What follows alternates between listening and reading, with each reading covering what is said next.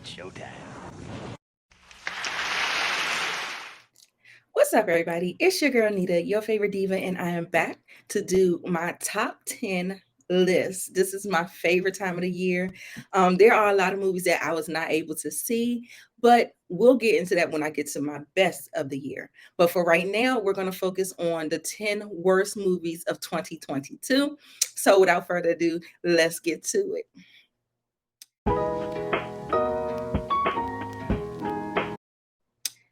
Coming up first on the list is number 10. Yes, Thor, Love, and Thunder. Okay, first of all, let me just say, let me have a caveat with this. A lot of these movies landed on this list because I was disappointed in them. Some of them were, in fact, bad movies. They were way, way, way more egregious, but but some of them are just a disappointment. So the ones that are kind of disappointments, they're going to be kind of towards the beginning of the list, like Thor: Love and Thunder. I would hate to put a Marvel movie up on my top 10 worst list, but baby, Thor was atrocious. It was, oh my God, it was this. I was so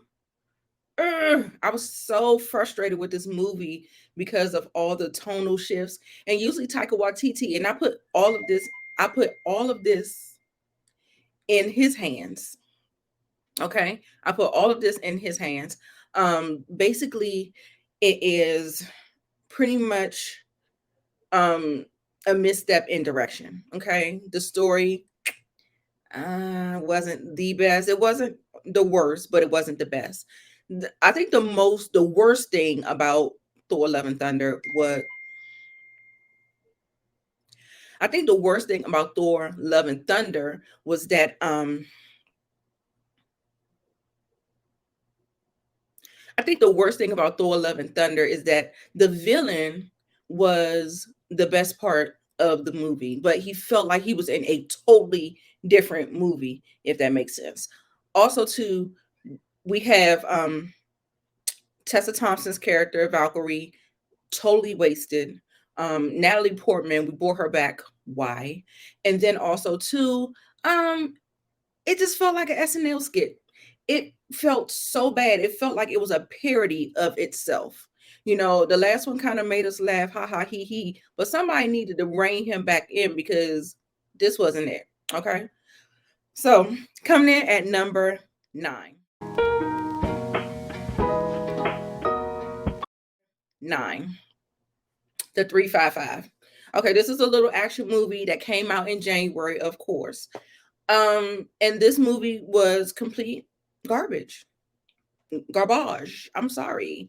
They have like a great cast. We got Penelope Cruz, we have Jessica Chastain and Lupita Nyong'o, and even the cast could not save this movie. It is in the hand of the director. It is the shaky cam. It is the poorly executed and choreographed action scenes. The shaky camera. The flawed storyline. You can miss me with that. Okay. So coming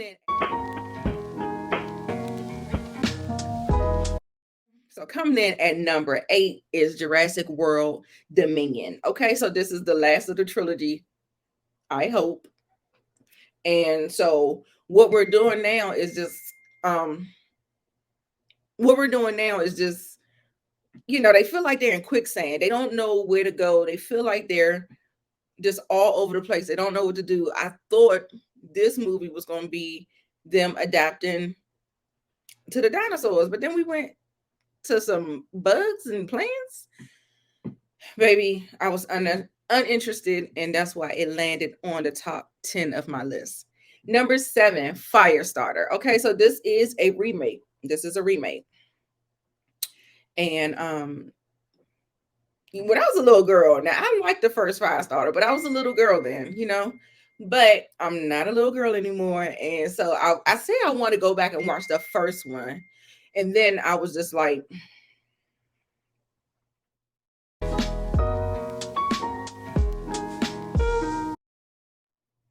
okay.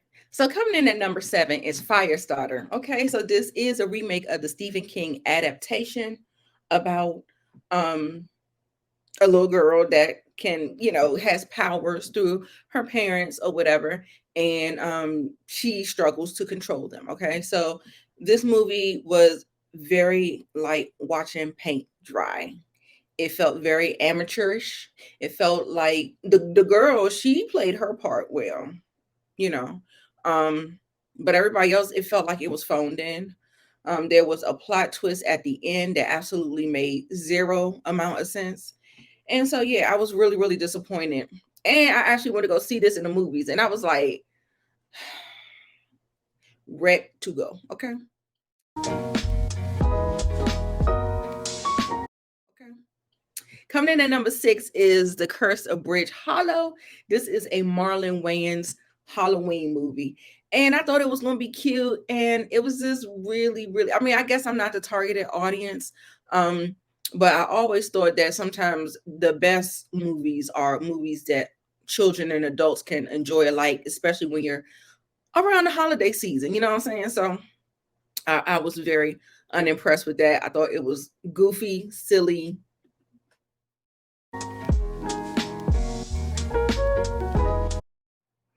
Coming in at number 5 is Texas Chainsaw Massacre. So with Texas Chainsaw Massacre, it was a complete. Well, I will say it is better than my number one pick.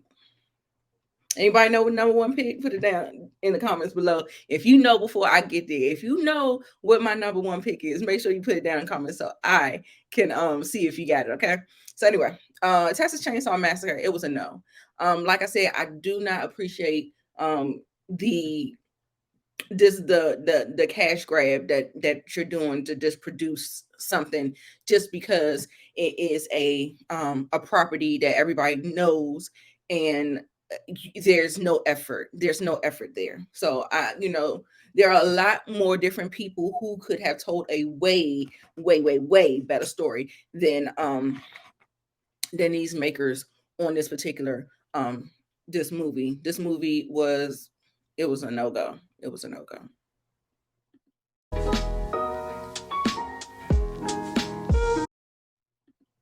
Coming at number 4 is Man from Toronto. Now look, Kevin Hart, how many movies do you have on this top 10 list? Okay, this is Kevin Hart and Woody Harrelson, Man from Toronto.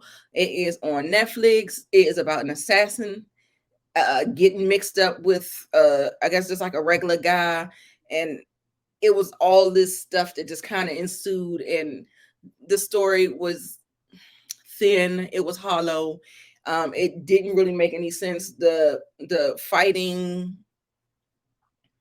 it was just bad, y'all. It's not really, I can really kind of uh, I just wasn't happy. I just felt like it was a complete waste of time when I watched it. And so that's why it's on the list.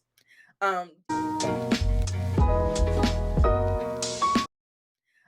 Deep Water. Now y'all remember I did a trailer reaction of Deep Water, and that came on Hulu, y'all. And I was like, okay, well, I guess I can get. Well, I've done Ben Affleck's work.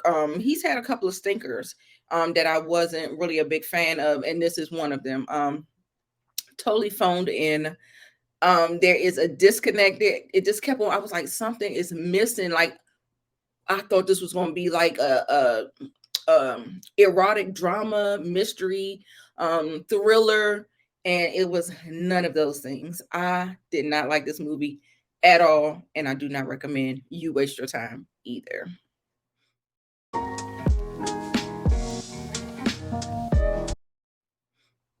Coming in at number 2 is Pinocchio. Now, it's not the Pinocchio. Look, I got two titles. I got two Pinocchios that came out in 2022, and one ended up on the worst list, and one ended up on the best list. How about that?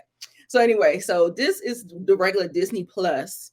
Disney made a Pinocchio with Tom Hanks, and it's like a live action a live action Pinocchio, and a waste of time. If you're not going to do it better, what is the purpose of doing it?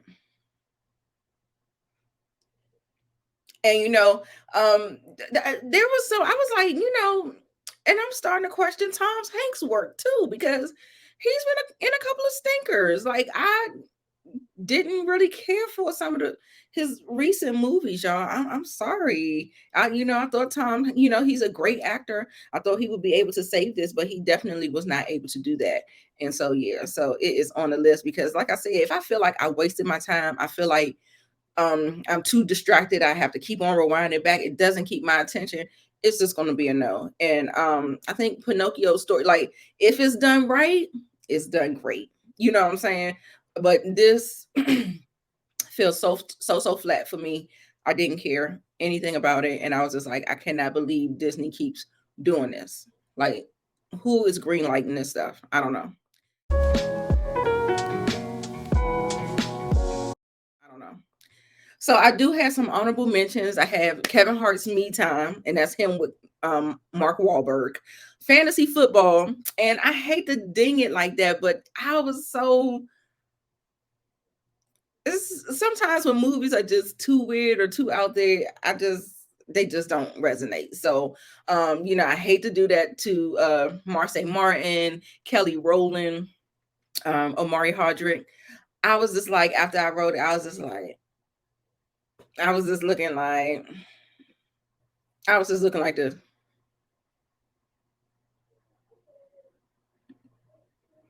Yeah.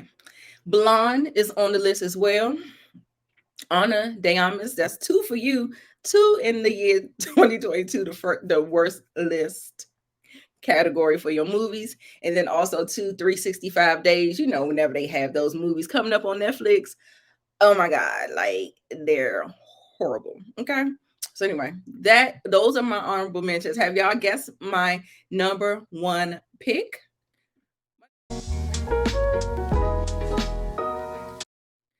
My number one pick is Jeepers Creepers. Where'd you get those peepers? Baby, when I tell you this movie looked like a gross green screen teenage boy sitting on his computer trying to create something. It does not look like professionals did this movie. I am so sorry. I'm confusion. Like, I'm sitting up here like, yo, they really said this was okay? Like, I was just flabbergasted. I was just like, I couldn't believe that this is what we're doing here. I honestly couldn't believe it. And I was very, very, very upset. By the time I got halfway through it, getting to the tail end, I'm like, is it going to end? When is it going to end? You don't deserve a review either. Get off my screen. Don't ever Jeepers Creepers Reborn recycle and put it in the trash. Okay? That's what we're gonna do. All right, y'all. So that concludes it for my top 10 with some honorable mentions of the worst movies of 2022. Let me know. Of course, my list is not the right list, it's just my list. Leave your list down in the comments below. I love to see what movies were stinkers to you. Leave it down in the comments down below. And as always, I'm Nita, your favorite diva. Make sure you like, comment, and subscribe to the channel. Share my videos with your friends, and then make sure you come back. Bye.